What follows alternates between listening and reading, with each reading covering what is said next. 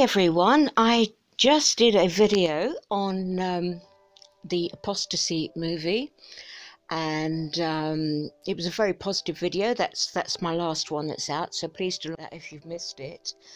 And the same newspaper has got another feature on it from a different angle, and the fascinating thing about this for me, which may sort of help you all feel that what you're doing is not lost, every video, every comment, every act of bravery, every act of sharing does help somehow. That one of the characters in this movie her story was influenced by a YouTube video, and it's a particularly moving video.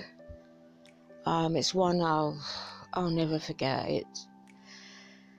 It's horrific.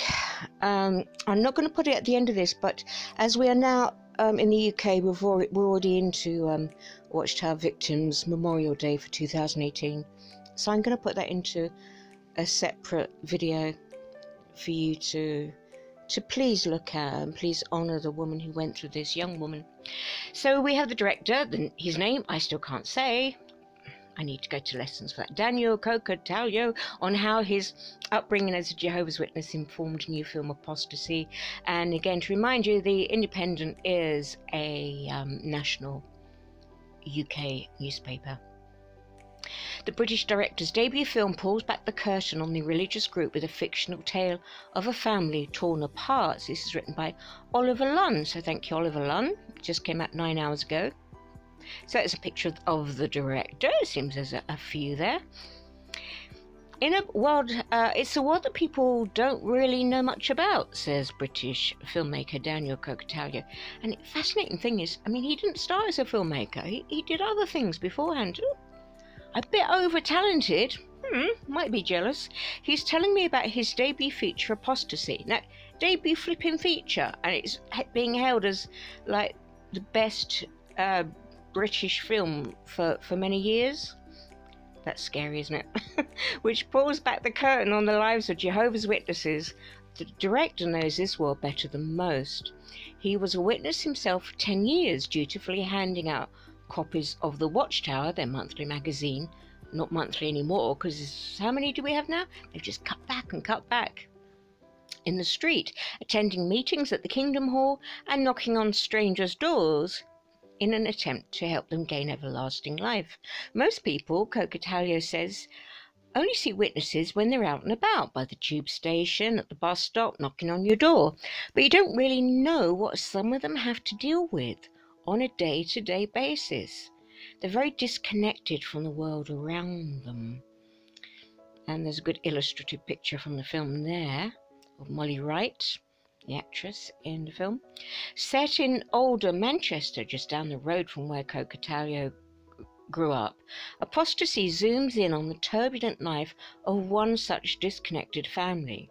The fictional story, rooted in real-life experiences of ex-witnesses that Coca-Talio spoke to, and the director's own memory of what it was like to be a witness, follows a mother and her 2 daughters, Alex and Louisa. Their lives as devout witnesses are upended the moment Louisa, the eldest daughter, becomes pregnant. She's swiftly disfellowshipped, aka shunned, booted out, named and shunned during a meeting at the Kingdom Hall. Louisa's mum is heartbroken and humiliated. She heeds the words of the elders to keep any necessary contact to a bare minimum. Doing even that will get you into trouble nowadays. Understand that month by month they're tightening up. The Watchtower are tightening up on this policy. Witnesses must put Jehovah first. They say, even before our family. In other words, this mother is forbidden from seeing her own daughter. These teachings of the religion are placed under the microscope in Coca-Talio's eye-opening drama.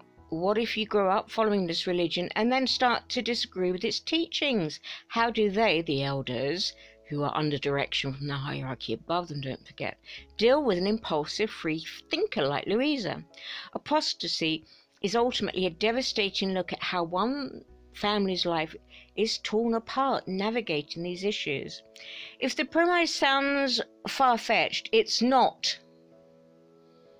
Hands up everyone here who knows it's not. Yeah, I thought so. Too many to count. There are articles on the Watchtower's website that outline how to treat a disfellowship person. Oh, and the videos which they've been trying to hide.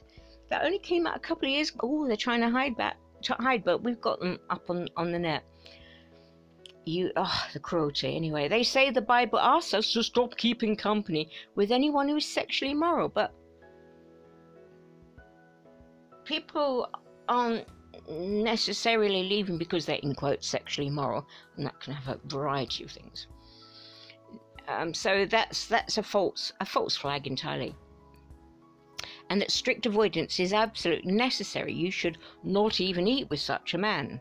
Why? Because the one who says a greeting to him is a share in his wicked work. So it's still fascinating by how Watchtower still allows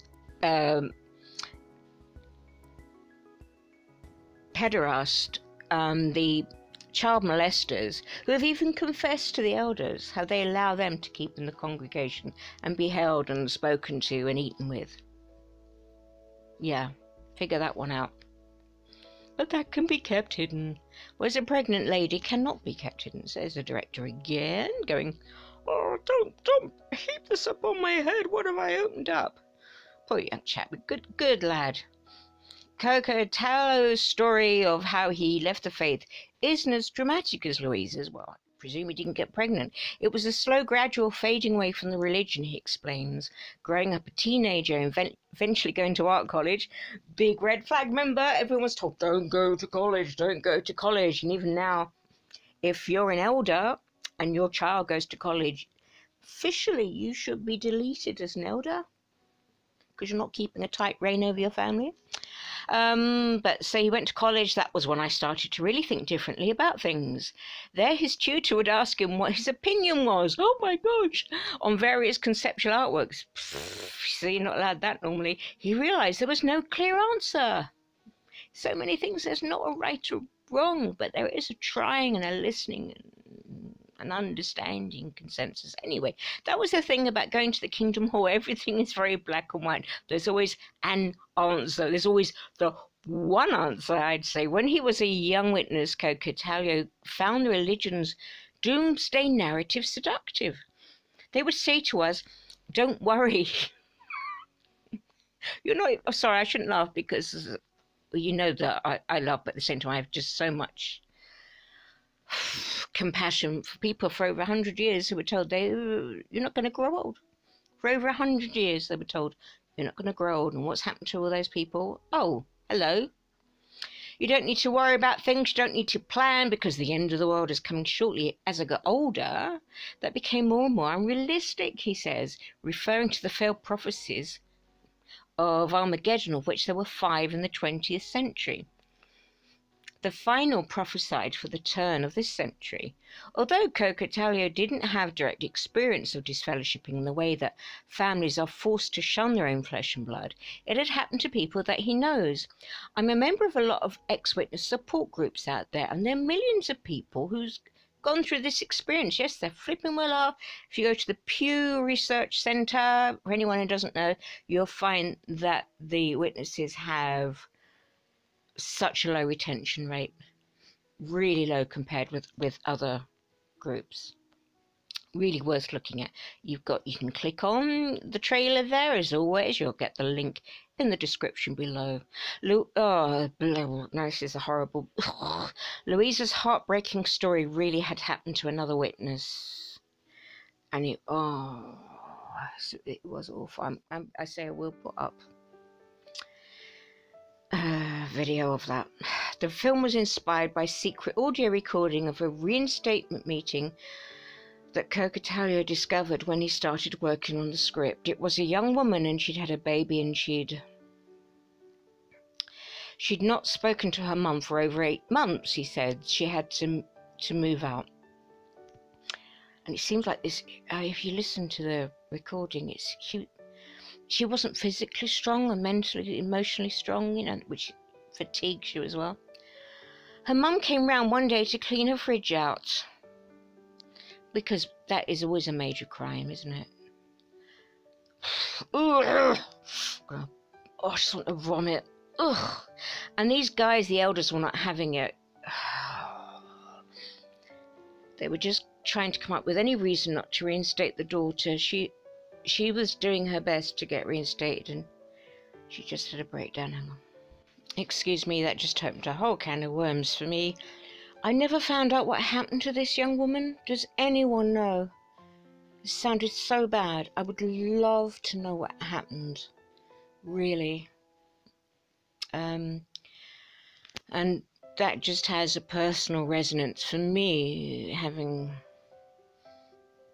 just been affected by someone suiciding who loved the org so much, loved everyone so much, and they would not do the prodigal son story, even though he's at real danger of suiciding.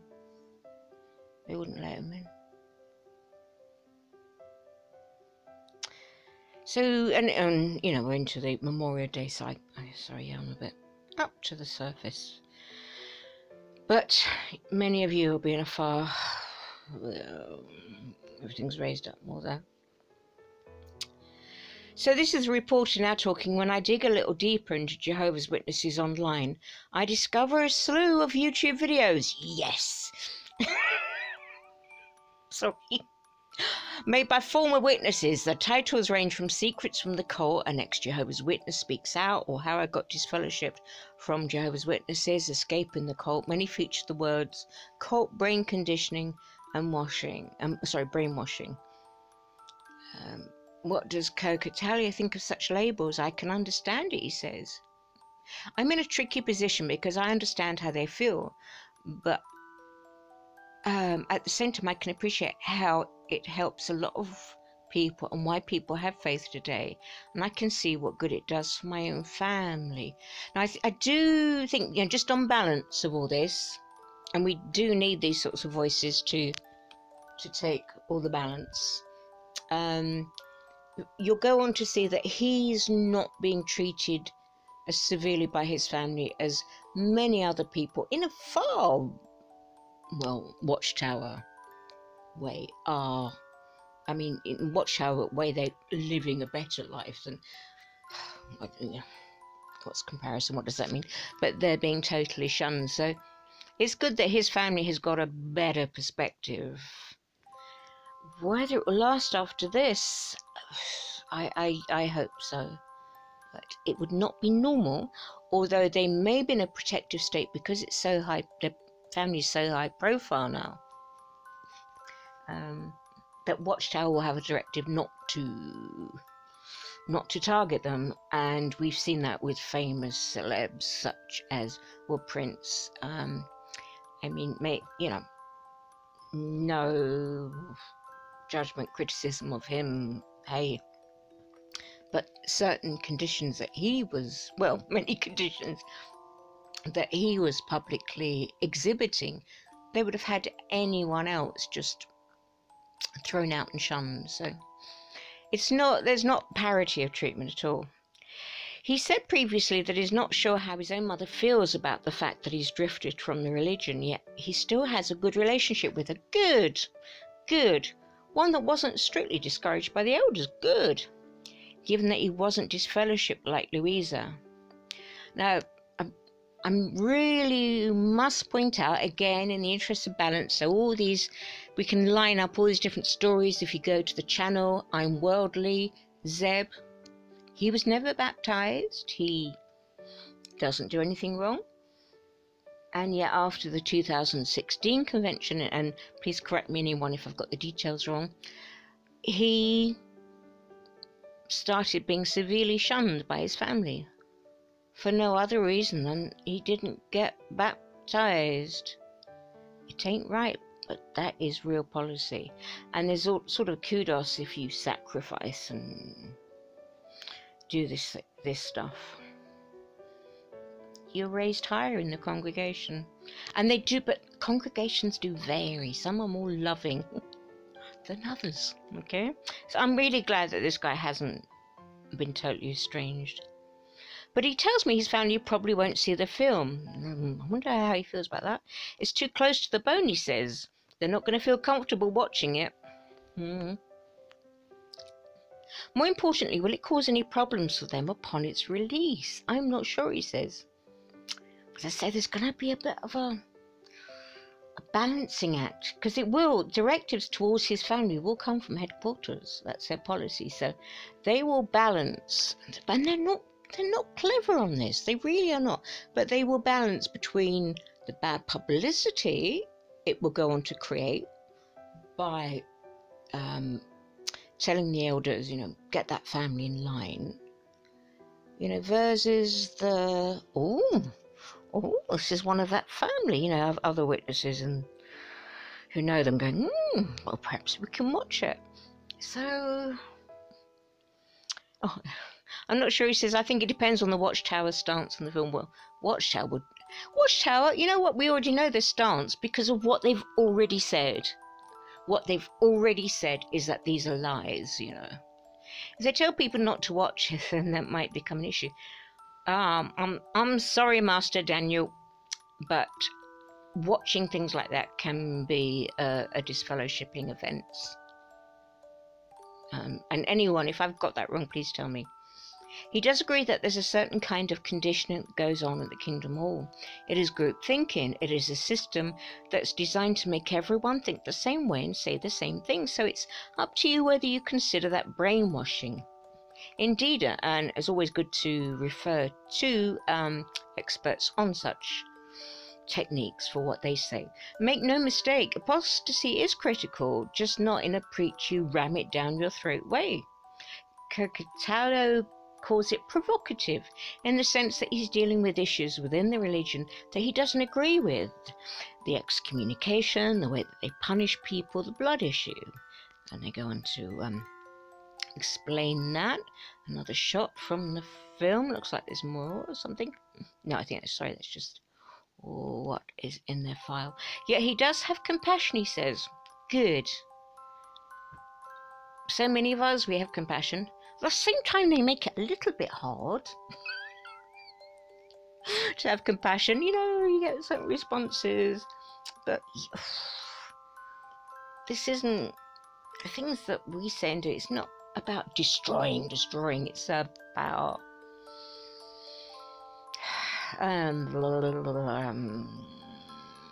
rebalancing, allowing, and stopping the endangerment. I do care about the witnesses, he says, and the people in the religion, and part of me was hoping that if they did see it, if it was articulated in a certain way, they could maybe see their own lives on screen, and they would start to question it, because they have some sort of objectivity seeing like that. Hey, I don't think many people would argue with you on that, really. But Kokatalia thinks some witnesses will still well clear when they spot the title. Yeah, I agree. Apostasy is a strong, provocative word within the religion. But you know what he's done with this? He's brought this word, which they have redefined from its actual meaning. So he's brought now this word and into public consciousness, because it's not something that people would normally come across. So that's really good. They were aware of the word, aware of the Watchtower definition, aware of what it should mean, and aware of what it really does mean. So he's suspecting staunch members would run a mile. But you know what happens, especially when it's available online, people will watch it in private. It would be a lot to go to a cinema and see it. Unless you go hundreds of miles away or something. But with the whole online things, people can watch it in private. And just to, I think the last video I put up, some people were having trouble accessing it. It seems that it's available on Prime Video in the USA. So do check it out. Do check that. He adds that when The Independent ran an exclusive trailer under the headline, wait for it, Jehovah's Witness drama being hailed as best British film in years, witnesses shared the link without fully realising what it was. They thought it was a film made by the Watchtower.